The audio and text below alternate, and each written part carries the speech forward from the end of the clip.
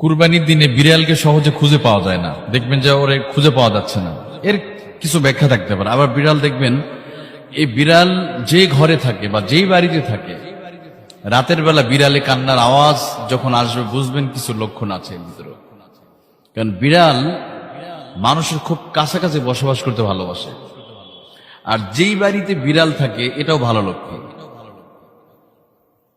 বিড়াল বিশেষ করে একটা জিনিস বেশি ভয় করে, রক্ত দেখতে পায় না। কুরবানি পশু জবাইয়ের আশপাশে দেখবেন বিড়ালকে সহজে পাবেন, কুকুর পাবেন কিন্তু বিড়ালকে পাওয়া যায় না।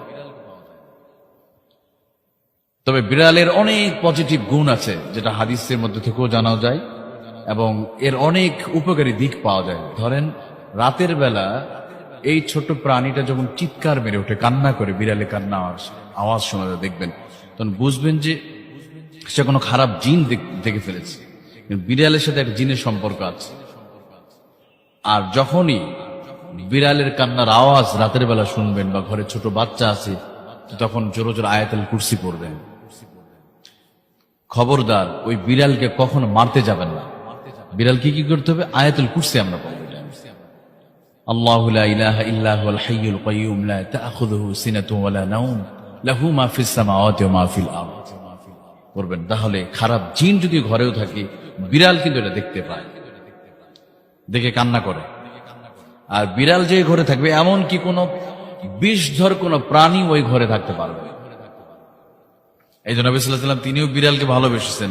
নবী সাল্লাল্লাহু আলাইহি ওয়াসাল্লাম প্রিয় সাহাবীরা বিড়ালকে ভালোবাসতেন। রাসূলুল্লাহ সাল্লাল্লাহু আলাইহি ওয়াসাল্লামের প্রিয় সাহাবী আবু হুরায়রা রাদিয়াল্লাহু আনহু, তিনি তো আবু হুরায়রা, ওনার নামই হয়েছে আবু হুরায়রা। হুরায়রা অর্থ বিড়াল, হিররাতুন, হুরায়রা আবুর অর্থ পিতা। ওনার নাম ছিল আব্দুর রহমান।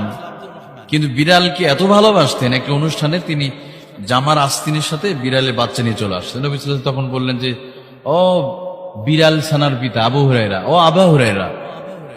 তো আবু হুরায়রা রাদিয়াল্লাহু আনহু কথাটা এত ভালো লেগেছে, নবী সাল্লাল্লাহু আলাইহি ওয়াসাল্লামের জবান দিয়ে যেহেতু বের হয়েছে, এরপর তো তিনি ওই নামটাকে এত পছন্দ করেছেন, এটাই প্রসিদ্ধ হয়।